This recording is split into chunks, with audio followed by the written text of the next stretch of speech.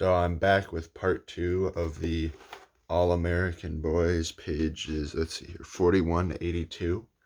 Want to talk about what I thought of it.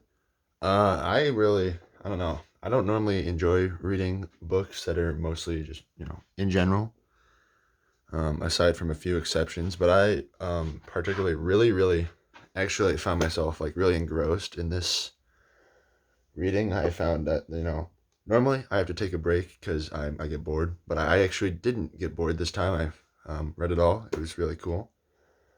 Um, I like that Spoonie's name is, so formal sounding when in regards that he is Spoonie, and also the backstory I thought was pretty funny. Um, I thought it was a little weird, how the dad is just like, well, you shouldn't have done that. You shouldn't have, been born as a black guy and wanted to eat food, silly goose.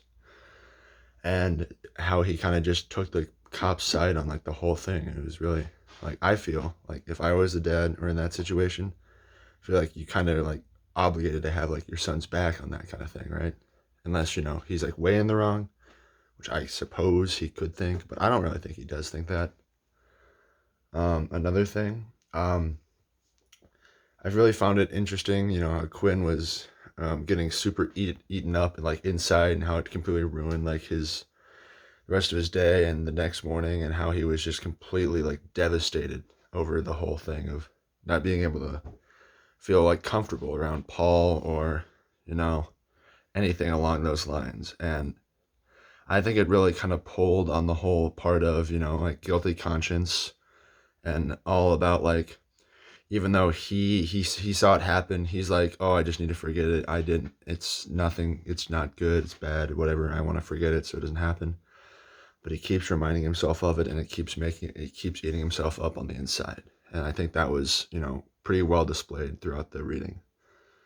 Um, yeah, and overall, probably my favorite of the two sessions so far. Because I don't know about you, but not a huge fan of absolutely just pounding a man into the ground, absolutely just destroying him.